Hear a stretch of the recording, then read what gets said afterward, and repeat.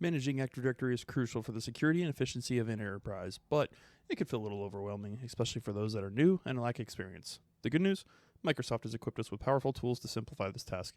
In this video, we'll demystify Active Directory management using essential tools like Active Directory Users and Computers, Administrative Center, and PowerShell module, which has over 140 Active Directory commandlets.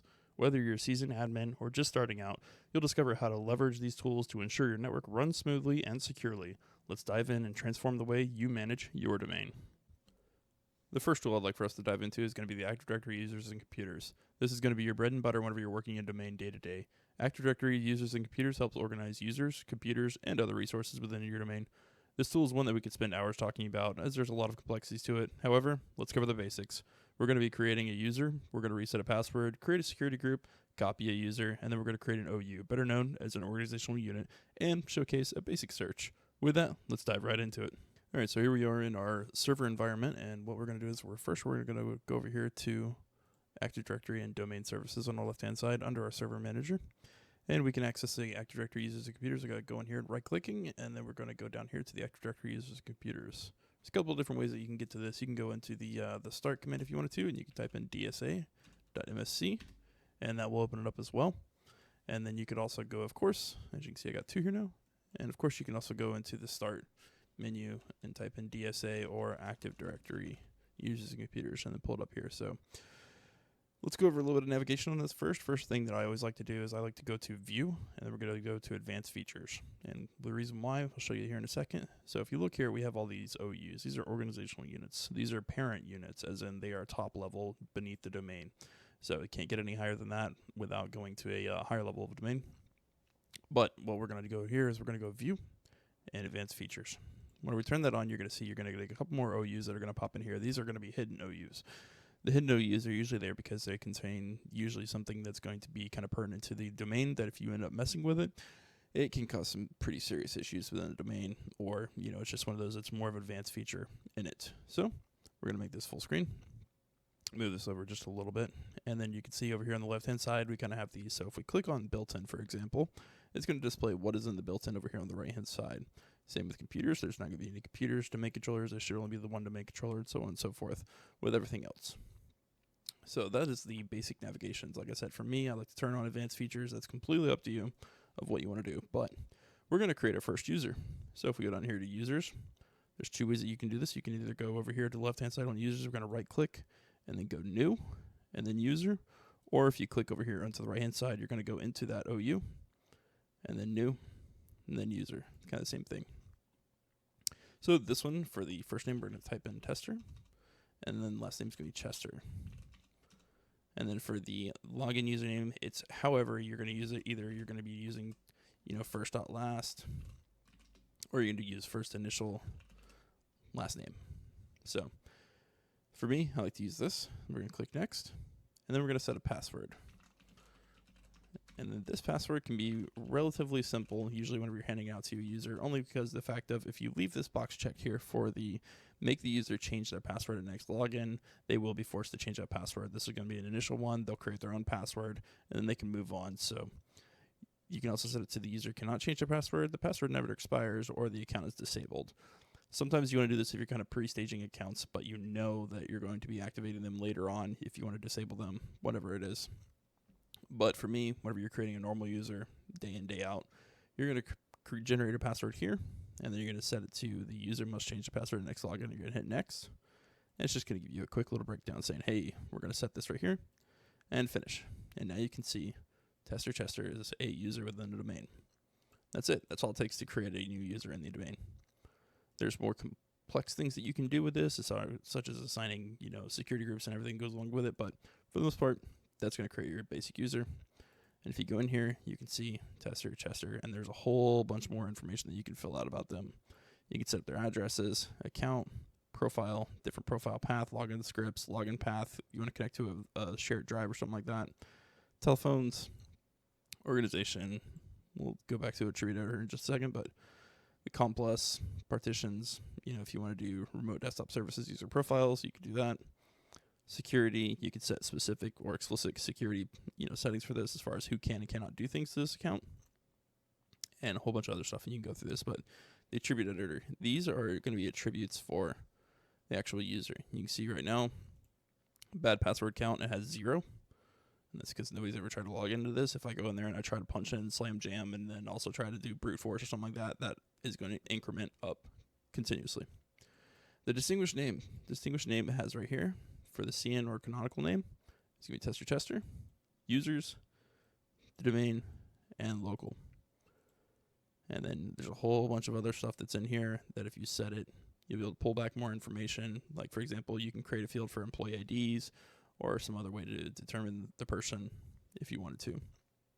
So that's that. Now we're going to reset a password. Resetting a password is super simple. You find your user that you're wanting in here, you right click, reset password, punch in a password for them. Same way as whenever you're creating the account. Helps if I type correctly. Yeah, so on the second one I messed up. Cool.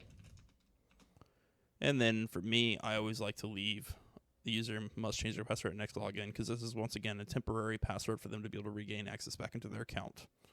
So you hit OK, and then it says, hey, they've been changed, and you hit OK, and that's it. And if you go back into their account, you can see the user must change their password on the next login. Next, we're going to create a security group. So that can be done in a couple different ways. So the way that I like to do it over here is normally I would have a separate OU, which I was going to show you how to create an OU anyways. So let's go ahead and we're going to jump to that a little bit out of sequence because it just makes sense. So we're going to click new, and then we're going to go down here to organizational unit. And we're going to create a new top level, and we're going to call this one groups. Hit OK. And then if you notice, whenever I was doing that, I did it a little bit quickly, but I ended up keeping selected for protect the object from accidental deletion. So basically it just makes you reaffirm that you are going to be deleting this whenever you go to attempt to delete it, so you don't accidentally fat finger it and then, you know, you delete the OU and you're like, well, crap, that whole thing's gone. So I like to leave that checked. But anyway, so we got groups and that OU. We go new and then group. As you can see, there's somewhat of a pattern going on here. So for this one, we're going to create a group called, I don't know, file read write. And then we're going to hit OK. And that's it. That's technically a group has been created. So if you go back over here to your users, you find tester, and then you go to member of, if I can find it, you go add, and then you can go to file and hit enter. And that's because this is the only group. It'll do that. It'll do read write. Otherwise, if I had some other ones, like for example, if I went into groups, we go here, we're going to go new, and we're going to call it a group, and we're going to call it file write only, right? Or write on this one. Go back to our users, test Chester, and then we're going to go to member of, we're going to add, and we type in file. If I hit enter this time, it's going to bring up the list of all the groups that are going to be in there. So we select which one we want to put them in. We could technically put them in both, but we're going to put them in file write for this one. Hit apply, and now whatever security permissions that group has, he can view it as well, or he can access as well. To search within the Active Directory, the easiest way I've done it is you can go over here to your actual domain, right click, find. And now you can type in here, you know, test. You can see Chester is there. And then you can go to tchester if you know the specific person you're looking for. And then you can see him in here. So otherwise you can actually go down here as well. And then once again, find if you have a little bit more complex environment. But that's pretty much the basics of Active Directory users and computers. For a lot of stuff you're going to be creating, it's going to be right click, create new, and then you're going to create whatever you're looking to create. As far as applying groups, you create the group and whatever OU you're going to be doing, and then you add it to the users. And like I said on this one, he's on file W. So if we go to groups, file W, members, we can see him there as well. There's a lot more complex things that we can do, and I think I'll cover that in a whole other video, but that's going to be the basics of this one for now. And this is how we're going to be able to create users to log into multiple different systems. So with that, we're going to go into the next portion of this, which is going to be the Active Directory Administrative Center. Next, we're going to jump into Active Directory Administrative Center. We're going to do a quick navigation overview. We're going to talk about the Active Directory Recycle bin, how to turn it on and make sure it's on, as well as some of the features of it. And then we're going to look at fine-grained password policies. So we're back over here in our virtual environment again. Under Server Manager, Active Directory Domain Services, we find our domain controller, we right click on it, and then we go to Active Directory Administrative Center. And it's going to go ahead and it's going to open up, and as you're going to see, this is completely different as opposed to what you're used to seeing with the Active Directory users and computers. We still have over here the different navigation portions of it. So if we go to our left-hand side, we're going to see the test local. We find the test local, and then we have all of our organizational units that we've seen within the Active Directory users and computers. If you click into these, you're still going to see the same thing. You can see this is the domain controller, and then it has some information on it. You can go back here, and then if we wanted to, we could see our users. We have all of our different users and groups because that's the way that they default these is by putting some of these groups into the users OU. But we still have Tester Chester, who is our user down here. You can still do some of the things. You can right click, you can reset the password, you can add to the group, you can view resultant password settings. The user doesn't have any fine-grained password settings, but we're going to talk about that here in just a moment. But you can disable it, delete it, move it, properties. Kind of the same stuff that you could do within Active Directory users and computers. But one of the things that I want to make sure that we take a look at is if we go over here to our domain, we can see over here on the right-hand side, enable recycle bin. So if you click on this, it says, are you sure you want to perform this action? Once a recycle bin has been enabled, it cannot be disabled. The good thing about having the recycle bin is it's exactly what it sounds like. If you ever deleted a document or something like that and you were like, snap, that's not the one that I wanted to delete, I need to go back into the recycle bin, go into the recycle bin, and then I can restore that out. It is the same thing for Active Directory objects. So currently, if I go in and I delete that Tester user, you can't recover it. There's no way to pull that back up unless you have a backup of that, Active Directory environment. But there's no way to just natively go back in there and then restore that back, which is really not a great thing considering if you have multiple changes, multiple groups, everything, you have to kind of rebuild that, user profile from scratch once more. But if you have this enabled, you don't have to do that. This is not enabled by default, by the way. So if you stand up a domain controller, or if you upgrade from an old domain controller to the new domain controller, the new schema, which includes the recycle bin, you have to go in and you have to manually enable this. So we're going to go ahead and we're going to enable this. We're going to hit OK. And it says, please refresh your Active Directory Administrative Center now. And then we're going to hit OK. And then we're going to go refresh. So now you can see we have this deleted objects OU. If we go into it, there is nothing. But if we go into our users, and for example, we find Tester Chester. Poor Tester Chester. We're going to delete Tester Chester. He is no longer part of our domain. And then we get a phone call. It says, hey, Tester Chester is still a part of your domain. So we go back up here, we go to deleted objects, and now we can see that Tester Chester is still there. And then we're going to restore. And we can restore back to where he was by just clicking restore, or we can click restore to. Restore to gives us a little bit more fine-grained control of like, hey, maybe he was removed. We're not sure if he still needs to be back. Maybe we put him into a contained OU for the time being, or whatever the case is. We still have that capability of just going back in here. We select users, and then we hit OK. And then now if we go back over to the users OU, we can see Tester Chester is back home. So that is going to be it for the recycle bin portion of this whole thing. Now let's look at some of the fine-grained password policy settings. All right, so now we're going to go into our fine-grained password policy. So as you can see, we're still here in the Active Directory Administrative Center. And what we're going to do is we're going to go to our domain. We're going to drop down this caret. We're going to go to System, drop that down, and we're going to look for Password Settings Container. We're going to go ahead and right-click, click New, and then Password Settings. This is going to bring up this new window for us, and it is going to be creating the fine-grained password policy. So for this one, I'm just going to name this one Tester, because of course I'm going to pick on Tester Chester and add him to this one, but the precedence is going to be, if you hover over this, it'll tell you, the password settings with a lower precedence number will overwrite ones with a higher number. So if we want this policy to be the absolute, top dog policy that we're going to apply to this person, we want to set the precedence lower. So for example, we'd set this to a 1, and then that way it overwrites everything that's going to be like 2, 3, 4, so on and so forth. The minimum password length, we're going to go ahead and we're going to increase this one to 25 characters. Because if we're, for example, dealing with folks in IT, if you have admin accounts or something like that, you want to make sure that the password length is going to be a little bit longer than your normal standard user, because it's going to become a little bit more complex as well as a little bit longer, and there's strength and length. So we're going to do that. Enforced password history, we'll change this to 30. And then we're going to have complexity requirements. So the complexity requirements within a domain are usually uppercase, lowercase, number, and a symbol in the password. So we're going to leave that checked. The minimum password age is going to be how often are the users going to be able to change their password. So if we change this one to every 10 days, for example, then now we have a password age of they can change their password once every 10 days. They can't reuse the same password until they've exceeded over 30 passwords.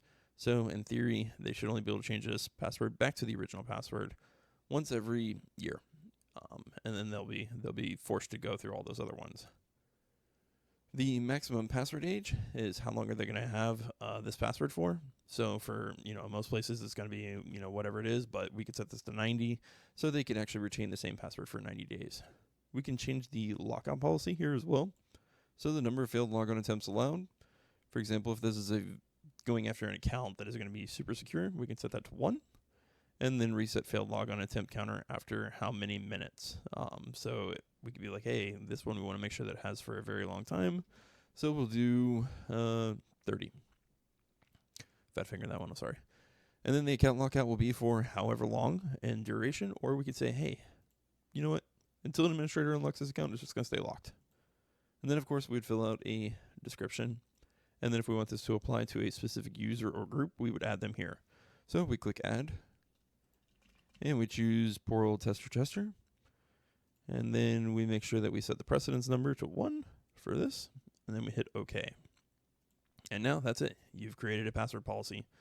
And you can double click into this and you can see what your policy is. And of course, if you have the capability to, you can actually edit this as well. So that's going to be it for the Active Directory Administrative Center.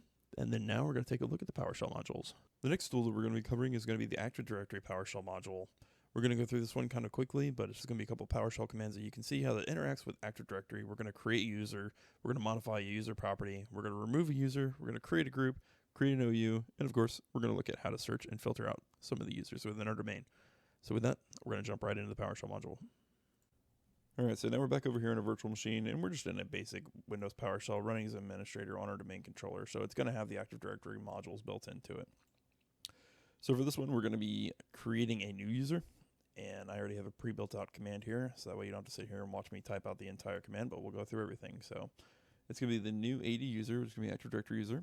It's going to create the name of John Doe. The given name or the first name is going to be John. Surname or the last name is going to be Doe. Same account name is going to be jdoe. And then the user principal name is going to be jdoe@test.local, which is going to be our domain. The path we're going to drop it into, which is going to be this OU, is going to be our users and our domain. And then the account password. We're going to convert it to a secure string, but it is going to be this text is going to be the password that we're giving to them. So to log in with this account, you would have to use this password here. But we convert it to a secure string, so that way we can pass it through into Active Directory. And then we're going to set the account as enabled to equal true. So we're going to hit enter here. And then now if we go over here to our Active Directory, we go to users, and we refresh, you can see that John Doe is now created. So that's how you create an account. Pretty simple and straightforward. Usually you would only use a lot of the PowerShell commands for creating users. If you're going to be doing a large bulk one-offs, I would usually just recommend using the GUI. But for bulk editing, of course, or adding, definitely look at PowerShell scripting. So now we're going to go and we're going to change the attribute or modify the user property for tester. So we go to tester and you see on the display name, it is blank. And if you go to the attribute editor and we go to display name, it's also blank. Of course, we could always just come in here and we could be like, hey, for this, so if I spell it right, we can say, hey, your display name is going to be tester. We hit apply, attribute editor. This field is now been updated as well. It's going to say tester. But for this purposes of just demonstration, we're going to remove that out. So it is now back to being blank. And then we're going to go to set AD user. And then you can go tac identity. And then we're going to go quotations T Chester. And then we're going to go to display name. And we're going to set that to tester. And then we hit enter. And then now if we go back down to tester and we look in the display name field is now what I put in there. So you can pretty much do whatever you wanted with that. Even if there's a value that already exists in there, you hit this and that's going to override that value. And you can see tester. So just a quick and easy one to do on there. The next one we're going to do is going to be removing an Active Directory account. So Obviously, if you have the display open here for the GUI, you could just go in here and you could go right on the John Doe, right click, and then delete the account. But through command line, you can also do the remove TAC80 user identity JDoe and confirm we're setting to false because we already know that this is the account. Otherwise, if you're not sure if you want to remove the account, you can actually remove this false off of here. And whenever you go to run that, we'll just do this. It's going to ask you, are you sure you want to do this? You know, yes, yes to all, no, no to all. We're going to select no. So you can see that one prompted you. But if I punch in the one with confirm false, we hit enter, it just goes ahead and performs the action. Be very careful with this, obviously, because you can have some very interesting unintended consequences. But if we go back in here, we reload, now John Doe is removed. So that's going to be for that portion of it. Now we're going to create an Active Directory group. So for our Active Directory group, we have a command already kind of pre-built out. And it's going to be the new TAC80 group. TAC name, IT team, SAM account name is going to be IT team, group category is going to be security, group scope is going to be set to global, and then we're going to drop it into our actual groups OU. So if we go over here to groups, we can see we have 2 groups in here now, but we run this command, and now you can see there's a new security group created. So usually easier to go through GUI, but just in case, there is that as well. So the next thing we're going to do is we're going to create a organizational unit. And for that, we're going to be kind of dropping this one into the top level domain. So I already have a pre-built out command that I run for this. And that's going to be new -AD organizational unit. The name is going to be IT because we're IT, of course. Our path is going to be just at the top level of the domain. So if we go over here to our domain and we reload the domain, you can see we still have our standard OUs. But if we hit enter, it is going to create that new IT OU. And of course, it's blank. There's nothing in it. If we wanted to, you could also take this one step further, and you could drop a sub OU in there. So now if you see our OU is going to be IT, then our domain. And we're going to create the OU named infrastructure. So infrastructure computers users, or however you decide to break that out. But we hit enter. And now if you reload this, you'll see that there's an infrastructure OU in there. And that's pretty much that for the organizational units. So kind of the way that we want to look into this now is going to be for filtering purposes. So if we just clear this out, we want to take our tester user, and for this one, we're going to set it to false as on the enabled. So now if we go in here, users, we can see our tester is currently a disabled account. But if we didn't know how to do that, what would we be looking for? So if we wanted to find all of our currently disabled accounts, we would go and select out this and paste it over here. And then we're going to do a get-AD user filter enabled equals false. And if we run that, you're going to get quite a bit of information, especially if you have a lot of disabled accounts within your domain. So, but you can see it gives us all the information for these users, but what if we're just interested in the name and the username? Well, that's whenever we can also pipe that into another one. So we go pipe, and we do select, and then we're going to choose name and SAM account name, which is going to be the login name that they use. So we hit enter on that, and it kind of cleans that up for us, and it's a little bit easier to see. So we have the names guessed, and then we have the KRBTGT account, which is going to be for Kerberos, which is built into Windows. And then, of course, we have tester Chester. So now if we take that user and we set it to true, so now that account is enabled, and then we run it again, we can see that account is now removed out of there as well. So that's going to be it for this. It's going to be it for the PowerShell module portion of this video and the video entirely. So if you guys found some helpful information on this, if you'd like to see some more complex passwords, or not really passwords, but password policies, or PowerShell scripts or anything like that, please let me know in the comments down below, and I can run through those and see what we can come up with. So that's going to be it for this one. I appreciate you guys tuning in. Hopefully you learned something, and we'll see you on the next one.